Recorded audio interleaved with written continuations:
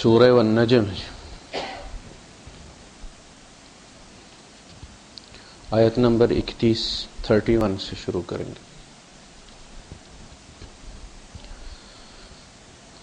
احمده واصلي على رسوله الكريم اما بعد فاعوذ بالله السميع العليم من الشيطان الرجيم بسم الله الرحمن الرحيم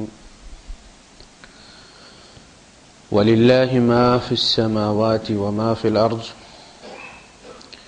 ليجزي الذين أساءوا بما عملوا ويجزي الذين أحسنوا بالحسنى الذين يجتنبون كبائر الإثم والفواحش إلا اللمم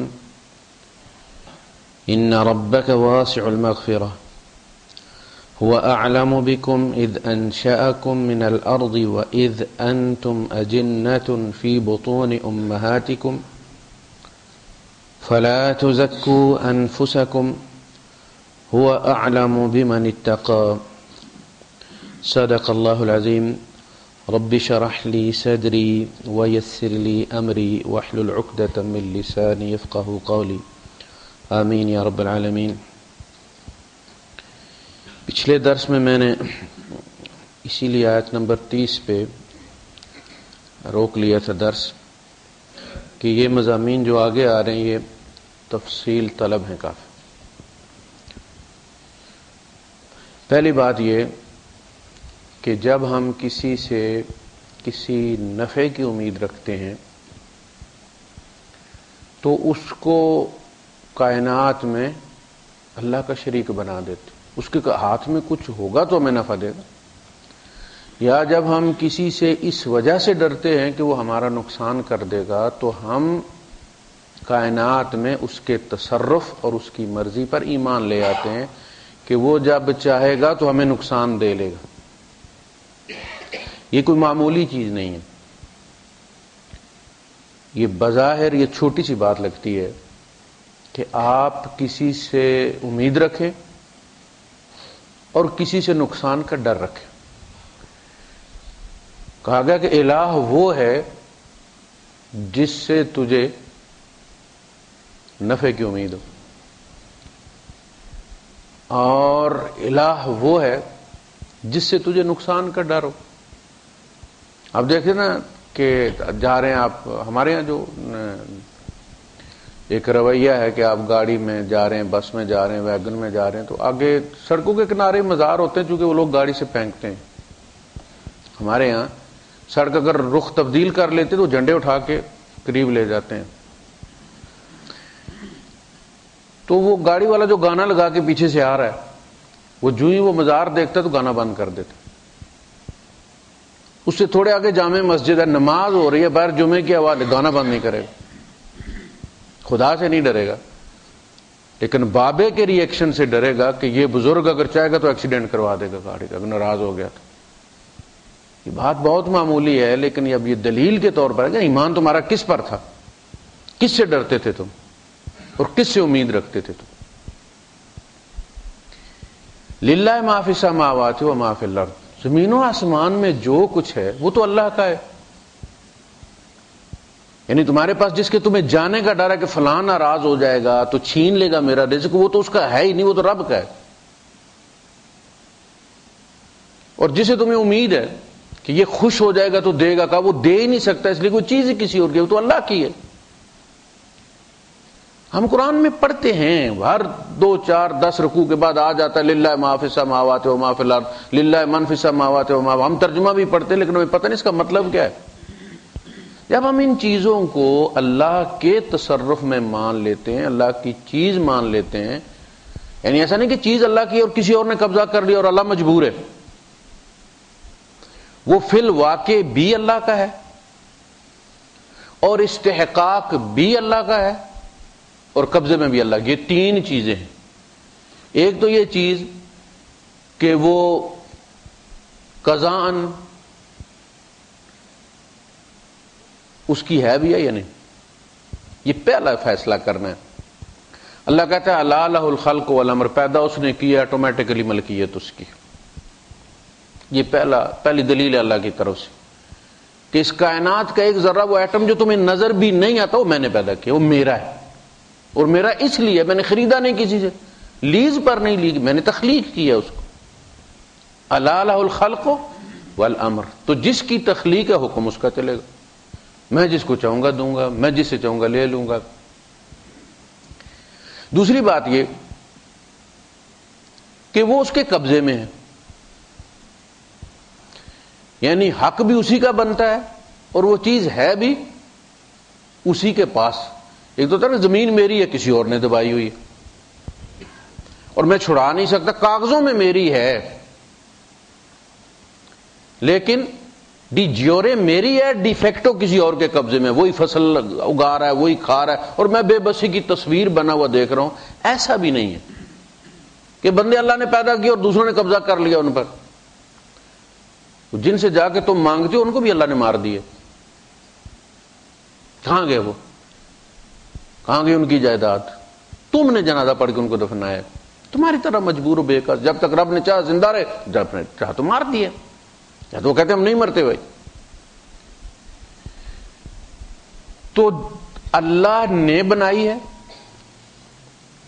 اللہ کا ہی حق ہے اس پر، اور اللہ ہی کے قبضے میں بھی ہے. ڈی فیکٹو بھی اللہ کے قبضے میں ہے، ڈی جیورے بھی اللہ کی ہے، قانوناً بھی اللہ کی ہے اور قبضہ بھی اللہ کا ہے. کوئی شخص یہ مت سمجھے کہ وہ جتنے اسباب اکٹھے کر لے کبھی بھی وہ اللہ کے قبضہ قدرت سے، نفع اور نقصان کے تصرف سے انشور ہو سکتا. پاکستان کا مجرم لندن میں جا کے بیٹھ جاتا ہے، پاکستان کے قانون سے بچ جاتا ہے. دبئی میں آ کے بیٹھ جاتا ہے، بچ جاتا ہے.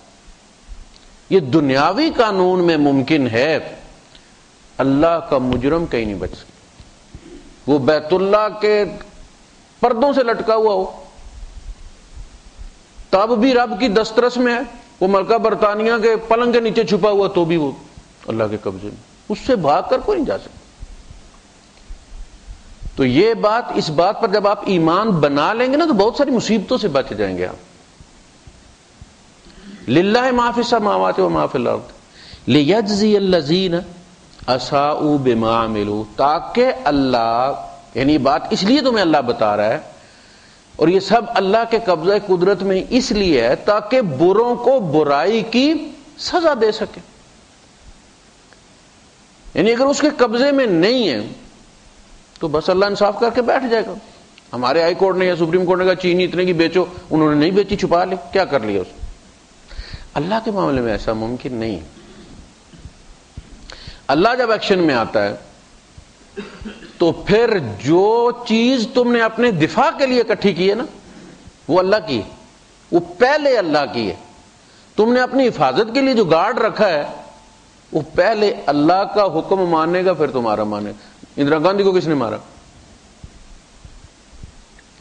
وہ سلمان تحصیل کو کس نے مار دیا جو حفاظت کے لیے رکھا ہوا تھا؟ انور سادات کو کس نے مارا؟ اپنی فوج نے. مجیب الرحمان کو کس نے مارا؟ اپنی فوج نے. بھٹو کو کس نے مارا؟ اس کے اپنے سی این سی نے. امیر محمد خان کو کس نے مارا؟ اپنے بیٹوں نے. جب رب فیصلہ کر دیتا ہے جن کو تم اپنا سپنے ہو وہ تمہارے دشمن ہوتے ہیں، تاکہ بروں کو برائی کی سزا دے. تم جہاں بھی جاؤ گے، جس جگہ پہ بھی ہوگے، تم پانی میں ہو، ہوا میں ہو، فضا میں ہو، خلا میں ہو، وہ اللہ کی ہے. اللہ کا حکم وہاں پہنچے گا، تم سزا پاؤ گے. بھاگ کر تم اللہ سے بچ نہیں سکتے. یعنی جنات نے بھی یہ بات کہی ہے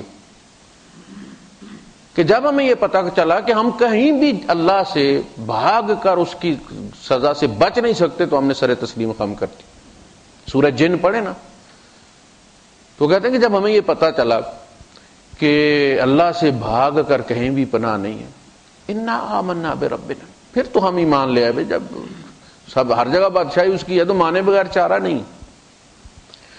وَيَجْزِيَ الَّذِينَ أَحْسَنُوا بِالْحُسْنَى، یعنی اس ملکیت کا فائدہ بھی ہے انسانوں کے لیے، نقصان بھی ہے. جو تاکہ ہم جو نیک ہیں ان کو ان کی اچھائی کا بدلہ دیں اور جو بد ہیں ان کو ان کی برائی کا بدلہ دیں. اس لیے للہ ما فی السماوات و ما فی الارض لیجزی الذین اساءوا بما عملوا، تاکہ بروں کو برائی کا مزہ چکھائیں، ویجزی الذین احسنوا بالحسنی، اور تاکہ نیک لوگوں کو ان کی نیکی کی جزا دیں۔ تو یہ سب سے پہلی دلیل ہو گئی کہ نیک یہ نہ سمجھیں کہ جی اللہ تو دینا چاہتا ہے مگر وہ آگے ہے ہی کچھ نہیں، اس کے کب وہ آرڈر دے دیا اس نے، عدالت ڈگری جاری کر دیتی ہے نا، اور بندہ دھکے کھاتا مر جاتا ہے، وہ چیز اس کو ملتی نہیں، کوئی نہ کوئی محکمہ اس میں اڑچن ڈال دیتا ہے۔ اللہ کے یہاں یہ نہیں ہوتا، اس کا فیصلہ وکان امر اللہ مفعولا، اللہ کا حکم پورا ہو کر رہتا ہے۔ اس نے موسیٰ علیہ السلام سے بیٹے کو ان کی والدہ سے دریا میں پھینکوا دیا۔ اذ اوحینا الی امک ما یوحی ان اقذفیہ فی التابوت فاقذفیہ فی الیم، اس کو تابوت میں ڈالو اور دریا میں پھینک دو۔ وہ کتنا واٹر پروف کر سکتی ہے ایک تابوت کو، لکڑی کی چیز کو؟ ایک ماں کیا لگا سکتی ہے اس کے ساتھ؟ لیکن بس اللہ نے کہا، اور اس ماں کے دل نے بھی کہا ڈال دو، ماں سے دریا میں ڈلوا دیا۔ ان اقذفیہ فی التابوت فاقذفیہ فی الیم فلیلقہ الیم بالساحل، اور دریا کو چاہیے کہ اسے ڈبوئے نہیں، ساحل پر لے جائے۔ اندازہ کیا، ادھر سے ڈالا ہے، ادھر سے وہ بادشاہ کے محل کے نیچے چلا گیا، ساحل پر چلا گیا۔ اس دریا سے آگے سمندر میں بھی جا سکتا تھا، کہا نہیں، فلیلقہ، یہ آرڈر دیا جا رہا ہے۔ سو دا ریور شڈ فلیلقہ الیم بالساحل، یہاں آرڈر دیا تم نے ساحل پہ پہنچانا۔ آگے کیا بندوبست ہے؟ لِيَأْخُذْهُ عَدُوٌّ لِّي وَعَدُوٌّ لَّهُ، تاکہ اسے وہاں سے اٹھائے وہ جو میرا دشمن ہے، جو اس کا دشمن۔ دشمن کے گھر میں پالا کہ نہیں پالا؟ وہ اتنے بڑے مصر پر حکومت کر رہا تھا، کوئی الو کا پٹھا نہیں تھا، کہ اسے یہ پتا نہیں تھا کہ جس نے ڈالا ہے یہ بچہ، فیس فیچر سے پتا چل جاتا ہے یہ کس کا بچہ ہے۔ اسے پتہ یہ بنی اسرائیل کا، کسی نے خوف سے ہی ڈالا دریا میں، اور وہ بچے میں مروا رہا ہوں۔ اس کی عقل کہہ رہی ہے، لیکن دل پر اللہ کا قبضہ، پال اس کو۔ تو سمجھتا تھا کہ تو مار کر بچے بچ جائے گا اپنے انجام سے، ایسا نہیں، ہم جو چاہتے ہیں ہم کرواتے ہیں۔ پالا، موسیٰ کی ماں کو دودھ پلانے کے پیسے دیے، دیہڑی لگ گئی۔ بیٹا پیدا ہوتے ہی کام پر لگ گئے، نہ بی اے کروایا، نہ ایم اے کروایا، نہ انجینئرنگ کروائی۔ اپنی ماں دودھ پلا رہی ہے۔ اللہ کے رسول صلی اللہ علیہ وسلم نے مثال دی ہے کہ مومن کی مثال تو موسیٰ علیہ السلام کی ماں جیسی ہے۔ اللہ کا حکم جب مانتا ہے تو اس کے فزیکل فائدے بھی اسے ہوتے ہیں۔ اللہ کے حکم پہ چلتا ہے، گھر بھی بستا ہے، صحت بھی اچھی رہتی ہے، فلاں بھی، ذہنی ٹینشن بھی کوئی نہیں ہوتی، اور ثواب الگ مل رہا ہے اس کو۔ یعنی اللہ کے حکم ماننے کا اگر ثواب نہ بھی ہوتا تو اس کے جو دنیاوی فائدے ہوتے ہیں بندے کو، وہ بھی کافی تھے۔ فرمایا نہیں، وہ دنیاوی فائدے الگ ہوتے ہیں، آخرت کا اجر الگ ہوتا ہے۔ آخرت کی دنیا اس کی الگ بنتی ہے، اور دنیا کا، اس دنیا کا اطمینان اس کو الگ ملتا ہے۔ تو جب اللہ پاک کوئی فیصلہ کر لیتا، اس کا مطلب یہ کہ کس کی ناراضگی سے ڈرنا چاہیے؟ اللہ کی ناراضگی سے۔ ہمیں اللہ کی کوئی پرواہ نہیں ہوتی، لیکن اگر باس کے ساتھ کوئی تھوڑی سی ٹینشن ہو جائے، ساری رات نیند نہیں آتی۔ آج بس وہ دماغ خراب ہوا ہوتا، اسے وہ تو مہمے ہو گئی ہے، اب پتہ نہیں کل ٹرمینیشن ہو جائے گی، فلاں ہو جائے گا، کیا ہو جائے گا، بچے کیسے پڑھیں گے، فلاں ہوگا۔ ساری رات بندہ دماغ اپنے بس میں تو نہیں ہوتا کہ سوئچ آف کیا اس کو سو گیا۔ وہ تو بڑے بڑے ہوئے آ کے کھڑے ہو جاتے ہیں، اب تیرا بنے گا کیا کالیے۔ لیکن اللہ ناراض کر دی، نماز کو نہیں پڑھی، پرواہ کو نہیں۔ اندازہ کریں ہم، یعنی اس کی فکر ہی کو نہیں، ایسے جیسے مکھی تھی اڑا دی۔ یہ نہیں کہ میں نے حاضری نہیں لگائی، مالک ناراض نہ ہو گیا۔ وہ اگر ناراض ہو گیا تو نہ مجھے زمین پناہ دے گی، نہ آسمان پناہ دے گا۔ وہ گاڑی جس میں بیٹھا ہوں وہ بھی میری دشمن ہے، وہ اللہ کے قبضہ قدرت میں ہے، کہیں مجھے مار نہ دے۔ میں جس چھت کے نیچے بیٹھا ہوں یہ بھی اللہ کی بات مانتی ہے، میں اللہ کا باغی ہوں۔ لیبر والوں سے بھاگا ہوا بندہ ہر جگہ ڈرتا ہے، یہاں بھی کوئی سی آئی ڈی والا ہو سکتا ہے. اتنا ڈر کبھی لگا؟ جب بندہ مومن اللہ کی ناراضی سے ڈرے کہ رب ناراض نہ ہو، سب سے پہلا جو اسے خیال آئے وہ یہ ہے کہ اللہ کیا کہے گا. ہم نے تو اللہ کو کوئی ہستی سمجھا ہی نہیں کہ جس سے پوچھا جائے، مشورہ لیا جائے، اس کا خیال کیا جائے. ہم نے ایک خیال ہے، ڈوگما ہے ہمارا ایک، اللہ کے نام سے ہم نے ایک خانہ فل کیا ہوا ہے کہ بڑے اے سے اللہ لکھنا ہے. وہ ہز ہائیڈنس ہے، ہز ہولینس ہے.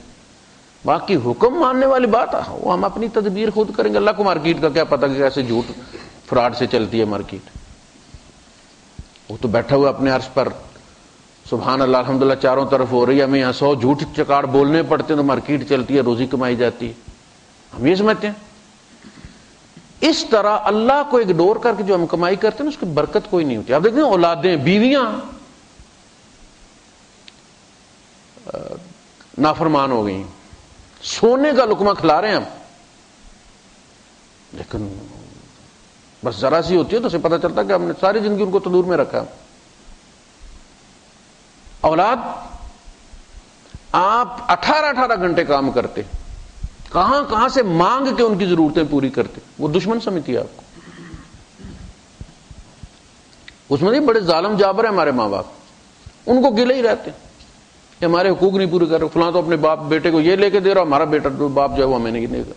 یعنی اس نے ہمیں جو اوپر سوچا ہوا، کبھی یہ نہیں سوچتا کہ باپ اتنا کام کرتا ہے، تھکا ہوا آتا ہے. کبھی پوچھا اس نے کہ پانی کوئی چیز نہیں، سلام تک نہیں کرتے گھر میں آتے. برکت نہیں رہتی کسی چیز. رب کو ناراض کر کے جو چیز ہم حاصل کرتے ہیں، جو چیز وہ ہماری کبھی بھی دوست نہیں. کھائیں گے تو بھی اندر جا کے دشمنی کرے گی. اس کی میوٹیشن جو ہے، اس کی میوٹیشن کبھی بھی نارمل نہیں ہوگی، اب نارمل ہوگی. بیماریاں کیوں زیادہ ہو گئی ہیں؟ اسی وجہ سے کہ ہم جو چیز بھی کھاتے ہیں رب کو دشمن بنا کے کھاتے ہیں، اور ہم سمجھتے ہیں کہ اس سے ہماری جان بنے گی. نہیں، اللہ کی بات مانیں گے تو آپ کیا اور اللہ کا بھی سیز فائر ہو جائے گا، امن امان ہو جائے گا. الامن بین العبد و ربہ، رب اور انسان کے درمیان بھی امن و امان ہو جائے گا. وبینہ وبین الکائنات، انسان اور یونیورس کے درمیان بھی صلح ہو جائے گی. جب رب سے صلح ہو جائے گی نا تو آٹومیٹیکلی کائنات کی ہر چیز کے ساتھ آپ کا معاہدہ ہو جائے گا. اب وہ آپ کو نقصان نہیں پہنچائے گی. والامن بین نفسہ، آپ کے اپنے اندر بھی لگی ہوئی جنگ ختم ہو جائے گی. الا ان اولیاء اللہ لا خوف علیہم ولا هم یحزنون، وہ غم، وہ سارے فکر نکل جائیں گے. لیکن پہلے اللہ سے جنگ بدی کرو. یا ایھا الذین آمنوا ادخلوا فی السلم کافہ، اللہ کے ساتھ پیس اکارڈ میں each and every aspect of your life, زندگی کا ہر شعبہ داخل کر دو. جنگ بند ہو گئی ہے فلاں ملک کے ساتھ، فوجوں نے مارچ روک دیا لیکن بمباری چل رہی ہے، بحریہ بھی کاروائی کا ایسا نہیں کہا. پھر فضائی کاروائی بھی روکے گی، پھر بحری کاروائی بھی روکے گی، پھر خشکی کی کاروائی بری فوج بھی ایڈوانس روکے گی. یہ ہے ایسا نہیں کہ نماز پڑھ لی تو کہا جی یہاں تو امن و امان ہے، وضو ہم نے ٹھیک کیا ہے، سارا خیال کیا. باقی یہ دکان میری جو ہے وہاں تو چوری چکاری چلے گی، وہاں تو جھوٹی قسمیں سارا کچھ چلے. ایسا نہیں. ادخلوا فی السلم کافہ، رب کے ساتھ زندگی کے ہر شعبے کو امن معاہدے میں شامل کرو، داخل کرو، اس کا خیال کرو. اچھا، اس میں جب یہ کہا جاتا ہے کہ جی ہمارے عقیدہ یا ہمارا ایمان یا ہماری عبادات اور ہمارے معاملات، ایمانیات اور عبادات میں تو ہم خیال رکھنے کے لیے تیار. اصل ہمارا امتحان معاملات میں. اسی لیے دیکھیں نفاق کی جہاں بھی نشانیاں بیان کی، معاملات بیان کی. ایک بندے کے بارے میں ایک صحابی نے کہا کہ یہ بڑے نیک، اللہ کے رسول صلی اللہ علیہ وسلم نے فرمایا کہ آپ نے اس کے ساتھ سفر کیا؟ جی نہیں. آپ نے اس سے کوئی لین دین، کوئی قرض وغیرہ کیے؟ نہیں. اچھا، آپ اس کے پڑوس میں رہیں؟ کہا نہیں. کہا کیسے کہہ سکتے ہو کہ نیک آدمی؟ پھر نماز دیکھ کے بڑی لمبی پڑھتا ہے. تو یہ ساری چیزیں اللہ کے ساتھ ہر جگہ اللہ کا خیال رکھیں. سب سے پہلی سوچ یہ عادت بن جائے بندے کی کہ اللہ کیا کہے گا, اللہ کیا کہے گا, اللہ نے کہا تو میرا خیال رکھ, پھر دیکھ میں کیسا. فَاذْكُرُونِی کا مطلب کیا ہے؟ فَاذْكُرُونِی اذکرکم کا مطلب یہ نہیں کہ تم 100 کی تسبیح مار دو اور میں بھی فرشتوں میں بیٹھ کے تمہاری تعریف کر دوں گا. ہم نے یہ سمجھا ہے کہ 3 تسبیحیں یہ پڑھنی ہیں, 3 تسبیحیں یہ پڑھنی ہیں, 3 تسبیحیں یہ پڑھنی ہیں. فَاذْكُرُونِی کا مطلب یہ ہے کہ میرا خیال رکھو. Keep me in your mind. میں ہر وقت میرا دیا جلتا رہے تمہارے دل و دماغ میں. جو معاملہ کرو سب سے پہلے میرا خیال کرو, اللہ کیا کہے گا, اللہ کیا سوچے گا. جب تم میری سوچ سوچو گے اذکرکم, میں پھر تیرا فائدہ سوچوں گا کہ میرے بندے کا کہاں فائدہ. کتنا بڑا سودا ہے کہ تم رب کا خیال رکھو, رب تمہارا خیال رکھے. اللہ میرا خیال رکھنا شروع ہو جائے, کسی مدیر سے دوستی ہو جائے, سلام دعا ہو جائے ڈائریکٹ, تو بندہ پھر کلرکوں کو پوچھتا بھی نہیں. مدیر سے میری بات ہو گئی, کلرک کہتے بھی ہیں کہ معافی قانون, اگر مدیر سے بات ہو گئی معافی مشکل ہے. جب اللہ بندے کا خیال رکھنا شروع ہو جائے بندہ پھر لا خوف علیہم ولا هم یحزنون کا مطلب کیا ہے؟ پھر تو انہیں ڈر ہی نہیں رہتا, پھر کوئی غم ہی نہیں رہتا. الذین یجتنبون کبائر الاسم, جو بڑے بڑے گناہوں سے بچتے رہتے, یعنی وہ لوگ, اللہ ان کی تعریف کیا گیا اللہ نے کہ اللہ ان کو جزا دے جنہوں نے اچھے کام کیے. یجزی الذین احسنوا بالحسنی, اب وہ جو نیک ہیں ان کی نیکیوں کو گنوایا. الذین یجتنبون کبائر الاسم والفواحش, وہ بے حیائی کے کاموں اور بڑے بڑے کبیرے گناہوں سے بچتے رہتے ہیں. الا اللمم, بس کوئی جس کو کہتے سیلی مسٹیکس, ایسے ہی بس بات چلیے غیبت ہو گئی کسی کی, ایسے کوئی معاملہ ہلکے پھلکے جو معاملات ہیں, کہا کوئی بات نہیں, بڑے بڑے بلنڈر مت کرو. اللہ پاک یہ بات سورہ نساء میں فرمائی ہے, ان تجتنبوا کبائر ما تنہون عنہ, جن بڑے بڑے کاموں سے تم روکے گے اگر تم ان سے باز آ جاؤ, نکفر عنکم سیئاتکم, چھوٹے چھوٹے تو میں معاف کر دوں گا. ان ربک واسع المغفرہ, تمہارا رب بڑا وسیع المغفرت ہے. اس نے انسان بنایا تھا تو کلیجہ اتنا رکھ کے بنایا تھا, اسے پتا تھا میں کیا بنانے جا رہا ہوں. یعنی ایسا کوئی ٹیکنیکل فالٹ نہیں ہو گیا, جیسا ہوتا نا کہ وہ مارس کے اوپر انہوں نے ایک وہ پاتھ فائنڈر بھیجی تھی وہاں تحقیق کے لیے مریخ پہ, تو اس میں انہوں نے اس کو کمانڈ دی ہوئی تھی کہ جب تم یہ سمجھو کہ تم ڈسٹرائے ہونے جا رہے ہو, کوئی ایسا بڑا ایکشن ہے, تو تم اپنے آپ کو سٹک کر لو. وہ ایک پتھر پہ چڑھی اور جو ہی ڈولی نا, تو اس نے ان کی کمانڈ کے مطابق وہ استعمال کر لیا آپشن, بس وہ بند ہو گئی, ان کے کنٹرول سے نکل گئی, کمانڈ نہیں لے رہی ان کی. ایسا نہیں ہے کہ انسان کو بنایا تو اللہ پاک نے کسی اور اسکیم کے لیے تھا, اور جب وہ دور ہو گیا زمین پر آ گیا تو اللہ کے کنٹرول سے نکل گیا اور الٹے کام کرنا شروع کر دی اس. ایسا نہیں. جب اس نے انسان بنایا تھا تو یہ سوچ کر بنایا تھا کہ میں اس کو اختیار دے رہا ہوں, یہ کرو یا نہ کرو تمہیں اختیار ہے, تو یہ پھر غلط اختیار بھی کرے گا, گناہ بھی کرے گا. پھر اختیار جو دے دیا ہے, اسی پر فرشتوں نے کہا تھا کہ آپ اتنا بڑا کام کرنے جا رہے ہیں, کائنات میں پہلی دفعہ کسی کو اختیار دے رہے ہیں آپ, بے اختیار کائنات تھی, اور وہ بھی اس انسان کو. کہا انی اعلم ما لا تعلم, جو میں جانتا ہوں تم نہیں جانتے. وہ 2 قسمیں ہوتی ہیں نا, ایک ہوتا ہے جو اصلی گناہ کر کے آ کے روتا ہے, وہ اس کا رونا جو ہوتا ہے وہ بڑے دل سے نکلتا ہے, معافی مانگتا ہے. ایک وہ بچہ ہوتا ہے جس کا آپ کو بھی پتا ہوتا ہے کہ فراڈ کر رہا ہے, پیسے ٹیرنے کے لیے کرنا چاہیے, آپ کو پتا چلا اس نے روز تماشا بنایا ہو. ایک وہ ہوتا ہے جس فی الواقع غلطی ہوتی ہے, کہ انسان سے غلطی ہوتی ہے چونکہ اختیار دیا اللہ پاک نے, اور فوری ایکشن بھی کوئی نہیں ہے. ایک دفعہ تار سے کرنٹ لگ جائے بندے کو تو پھر آپ پیچھے سے آف بھی کر دیں بریکر, اور اس کی منت بھی کریں, ہاتھ نہیں لگاتا. ٹیسٹ لے کر آئیں, ڈر لگتا ہے. اگر بندہ جیب کاٹنے لگے حرم میں اور اسے فالج ہو جائے اس بازو میں, تو کسی کا باپ بھی پھر چوری نہیں کرے, پولیس رکھنے کی ضرورت ہی کوئی نہیں شرطوں کی.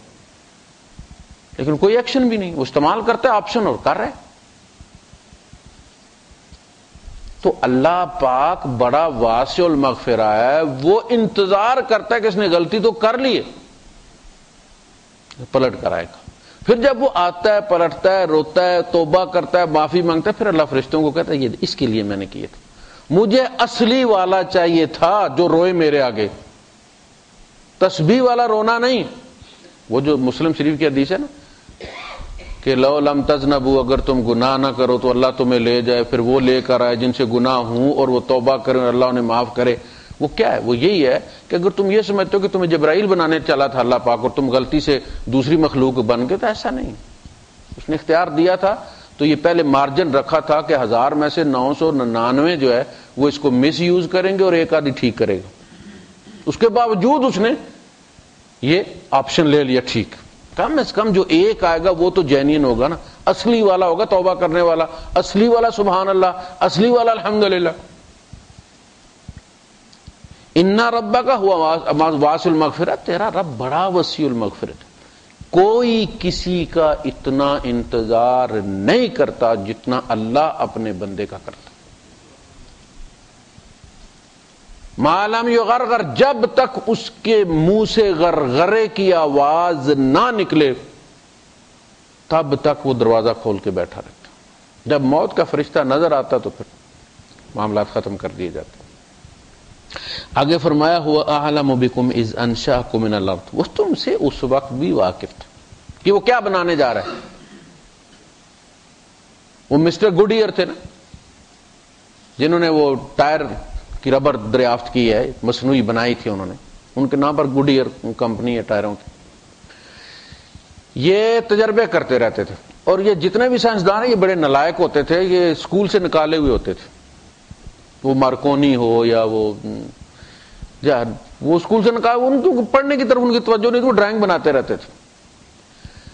یہ تجربے کرتے رہتے تھے اور گھر والی تنگ رہتی تھی ان سے، بدبو پھیلی ہوئی ہے، کوئی نہ کوئی مسالہ ڈالتے رہتے تھے۔ تو گھر والی کہیں گئی ہوئی تھی تو انہوں نے موقع دے کے نکالے مسالے سارے بالٹی میں وہ رکھ کے، تو ترتیب بنا، اتنی دیر میں آواز آئی اس کی بیوی کی، انہوں نے سارے مسالے کٹے کر کے بالٹی میں ڈالے، بالٹی چارپائی کے نیچے کر دی اور شریف ہو کے بیٹھ گئی۔ اب پھر وہ جب کہیں آگے پیچھے ہوئی تو وہ بالٹی انہوں نے باہر نکالی، دیکھا ربر بنی ہوئی تھی ایکسیڈنٹلی، ایسے یہ کو انسیڈنٹ ہے کہ دریافت ہو گئی ہے۔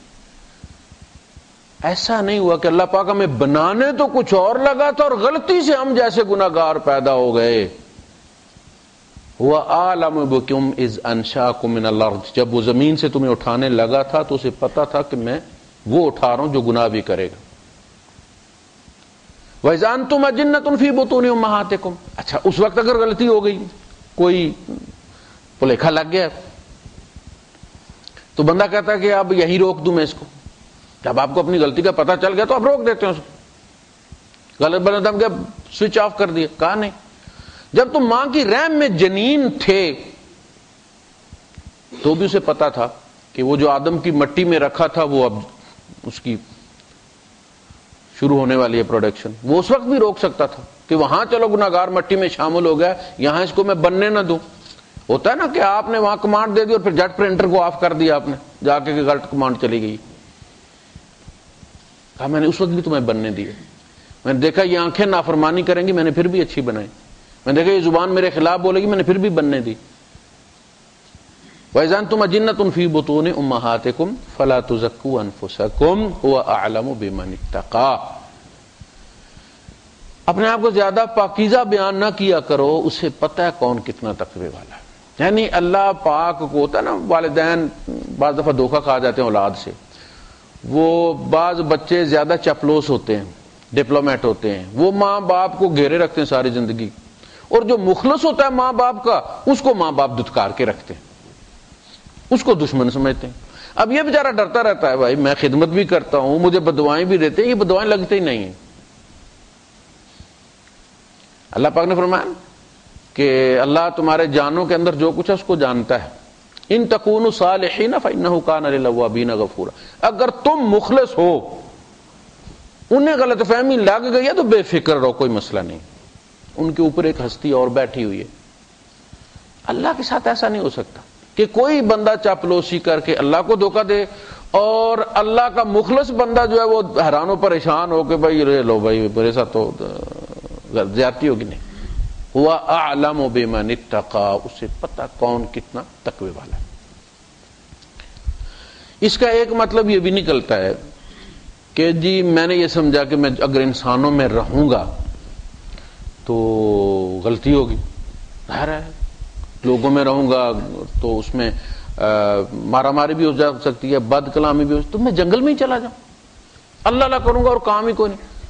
پھل فروٹ کھا لیا وہاں سے درختوں کا اور پانی پی لیا، کوئی خرگوش پکڑ کے کبھی جمعے کے جمعے تو وہیں پہ بھون کے کھا لیں گے. نہ بندہ نہ بندے کی ذات، نہ چغلی، نہ غیبت، نہ جھوٹ، نہ فراڈ، بس اللہ ہی اللہ.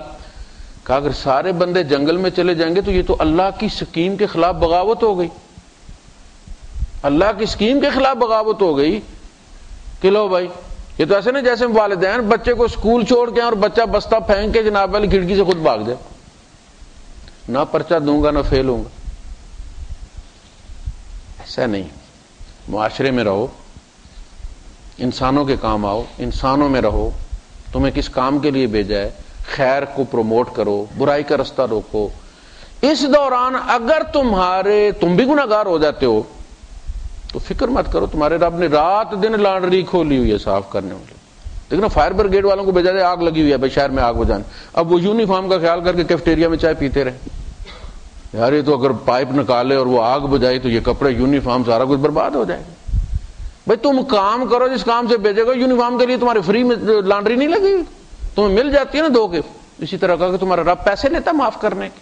تم انسانوں میں رہو، امر بالمعروف کرو، نہی عن المنکر کرو. اس دوران تم بھی انسان ہو، اگر تم ری ایکٹ کر جاتے ہو اور تم سے غلطی ہو جاتی ہے تو تمہارا رب بیٹھا ہوا ہے نا، سوتا تو نہیں ہے، کوئی چھٹی بھی نہیں ہے، وہ رات کو بھی انتظار کرتا ہے تمہارا، گناہ معاف کر دے گا. اس کا دوسرا مطلب یہ ہے کہ وہ کام کرو، زیادہ تقوی کی اور وہ پالش اور کی تلاش میں جنگلوں میں مت چلے جاؤ، گھروں میں مت چلے جاؤ، سوسائٹی میں رہو. افرأیت الذی تولی، کیا آپ نے اس کو دیکھا کہ جو منہ موڑ کے چل دیا، وَأَعْطَى قَلِيلًا وَأَكْدَى، اور تھوڑا سا اس نے دیا اور پھر روک لیا. یہ اصل میں ایک فرد ہے، ولید ابن مغیرہ، یہ خالد ابن ولید کے والد ہیں. یہ مسلمان ہونے پہ مائل ہو گئے. بہت اس کا ذکر وہاں سورہ المدثر میں بھی ہے. بہت ذہین آدمی تھا اور حضور کو امید تھی کہ یہ ایسا ذہین آدمی توحید سے دور نہیں رہے گا، ہو جائے گا، اور یہ مائل ہو گیا تھا. جب انہیں بھیجا قریش نے حضور سے ملنے کے لیے اور آیا، اس نے جائزہ لیا اور جب وہ گیا تو اس کا چہرہ بدلا ہوا تھا، تو ان کو پتہ چل گیا کہ یہ اثر ہو گیا اس پہ. اس لیے حضور کو جادوگر کہتے تھے. وہ بندہ بیچتے تھے اپنے فیور کا اور یہاں کہ وہ حضور کی بات سنتا تھا رنگی بدو کا، یہ جادو کر دیتا بھائی بندے پہ. تو انہوں نے کہا کہ تم نے اس کلام کے بارے میں کیا اندازہ لگایا جو وہ سناتے ہیں؟ حضور نے قرآن سنایا ان کو. اب وہ پریشان ہو کہنے لگا وہ تو نہ تو جادو ہے، نہ کاہن کی باتیں، نہ شاعری ہے. تو اب انہیں ڈر لگا کہ یہ تو اب اللہ کا کلام ہی کہنے لگا ہے، تو انہوں نے شور مچا دیا تمہارے اوپر بھی جادو چل گیا. تو اللہ نے پھر اس کی کیفیت بیان کیا ہے کہ پھر وہ اس نے ناک تیوری چڑھائی، پھر چکر کاٹے، پھر تھوڑا سا سوچنے کی ایکٹنگ کی اس نے، پھر اس نے کیا کہا ان ھذا الا قول البشر. بہرحال کلام انسان کا ہی ہے، یعنی ان کا جادو بھی نہیں ہے، شاعری بھی نہیں ہے، کاہن کا کلام بھی نہیں ہے. تو اب ان کیا کرنا، پھر اللہ کا کلام کہنے لگا. بہرحال جب انہیں دیکھا کہ یہ سارے مخالف ہو رہے ہیں تو کہنے لگا بہرحال ان ھذا الا قول البشر. اللہ نے فرمایا سأصلیہ سقر، ہم اسے پھر آگ میں پہنچا کر ہی چھوڑیں گے، جس طرح اس نے گواہی جا کے دی. تو یہ مائل با اسلام ہو رہا تھا کہ اس کو کسی بندے نے کہا، تو وہ بھی سردار تھا اس کا لنگوٹیا یار. انہوں نے کہا یار کا بات سنو، مجھے تم اتنے پیسے دے دیا کرو، پیسے دو تم تو میں تمہارا گناہ اٹھا لیتا ہوں، تمہاری جگہ میں سزا بھگت لوں گا آخرت میں، معاہدہ کر لیتا. تو اس نے معاہدہ کر لیا، مسلمان نہیں ہوا. انہوں نے کہا مسلمان تم نہ ہو، آخرت سے مت ڈرو، تمہاری آخرت کا عذاب میں لے لیتا ہوں، معاہدہ کر لیتا ہوں کہ مجھے اللہ اس میں ڈال دے گا اور مجھے اتنے پیسے دے دو. اس نے کہا ٹھیک ہے. اور کہا کہ میرے پاس فی الحال تو اتنے نہیں ہیں، بس اتنے لے لو تم اور باقی میں بعد میں تمہیں قسطیں میں دے. کوئی 2-4 قسطیں اس نے دی اور اس کے بعد چھٹی کر گیا. اللہ پاک نے کہا اس نے ایک معاہدہ کیا اس کے ساتھ، یعنی اس کی فطرت دیکھو. اور وہ معاہدہ بھی یہ کیا کہ بھئی تم میری طرف سے جہنم میں جاؤ گے اور اتنے پیسے لے لو. اب اسے پتہ ہے کہ دوسرا بندہ میری جگہ جہنم میں جا رہا ہے اور اس کے بھی پیسے نہیں دے رہا، یہ تو اس کی فطرت ہے. تو اس کی بعض لوگوں کو اللہ نے ان کی عادتوں کی وجہ سے اسلام کی توفیق نہیں دی کہ یہ اسلام کو بھی بدنام کریں گے، یہ بدلنے والا نہیں ہے. وَأَعْطَى قَلِيلًا وَأَكْدَى، تھوڑا سا دیا اور پھر روک لیا. عِنْدَهُ عِلْمُ الْغَيْبِ فَهُوَ يَرَىٰ، کیا اس کے پاس علم غیب ہے، اس نے دیکھ لیا کہ بھئی اسے عذاب نہیں دیا جائے گا، یا انہوں نے جو معاہدہ کر لیا اللہ نے بھی اس کو منظور کر لیا، اس کی جگہ دوسرے کو بھیج دے گا. ام لم ينبأ بما فی صحف موسیٰ، یا اس کو خبر نہیں ہے کہ موسیٰ علیہ السلام کے صحیفوں میں کیا تھا. وابراہیم الذی وفا، اور ابراہیم جو بڑا ہی وفادار تھا اپنے وعدے پورے کرنے والا، ان کے صحیفوں میں کیا تھا. اللہ تزر وازرۃ وزر اخری، کہ کوئی جان کسی دوسری کا بوجھ نہیں اٹھائے گا. باپ بیٹے کا نہیں اٹھائے گا، بیٹا باپ کا نہیں اٹھائے گا، بیوی شوہر کا نہیں، شوہر بیوی کا نہیں، ان میں سے کوئی بھی کسی دوسرے کا بوجھ نہیں اٹھا سکتا. تو یہ دوسرے کو پیسے دے کے کیسے اللہ کے قانون میں ترمیم کر سکتا کہ جی تم میری طرف سے یا میں تمہاری طرف سے چلا جاؤں.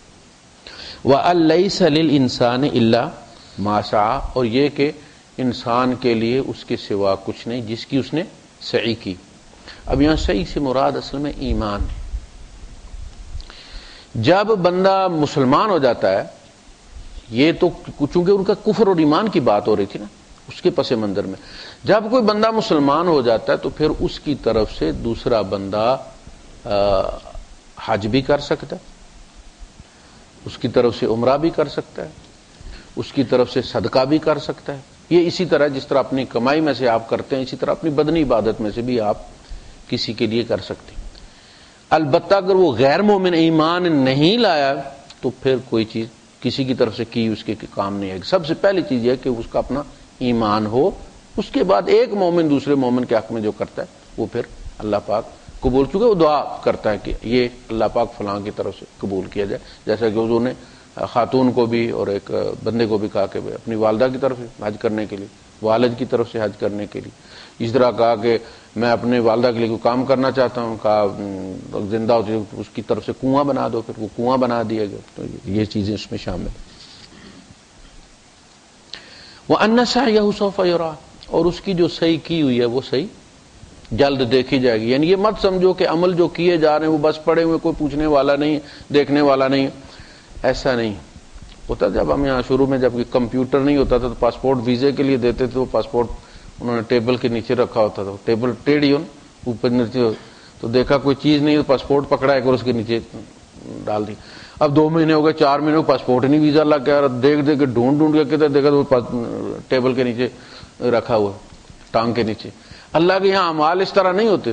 کوئی بندہ کہ جی جیسے بھی بھیجو، پتہ نہیں کہاں پڑے ہوں گے، کون تھیلے نکال کے لائے گا، حساب کتاب کرے گا. اب کمپیوٹر آیا تو پتہ چلا کہ نہیں جی ایک چھوٹی سی USB کے اندر کتنے کتابوں کی لائبریریاں آ جاتی ہیں. تو ہم تو بہرحال کتنا بھی کریں اتنے نہیں کر سکتے جتنے ہیں.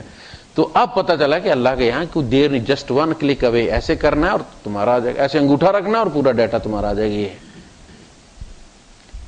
ثم یجزاہ الجزاء الاوفا، پھر اسے اس کے کیے کا پورا جزاء الاوفا، پورا یعنی بدلہ. دنیا میں کسی کو سزا دی بھی جائے تو وہ پوری دی نہیں جا سکتی، اس لیے کہ جان تحمل نہیں کرتی. یعنی ایک بندہ ہے، اس نے اگر 300-350 بندے مار دیے، آپ زیادہ سے زیادہ کریں، کیا کریں؟ اسے مار دیں گے، ایک جان جائے گی نا.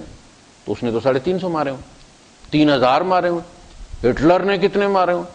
تو آپ کیا کریں گے اس کو؟ یہ ایسا دن ہونا چاہیے کہ جس دن وہ مرے نہیں، لا یموت فیہا ولا یحیا، وہ بار بار زندہ کیا جائے مارا جائے، زندہ کیا جائے مارا جائے، تاکہ وہ سارے بدلے پورے ہوں.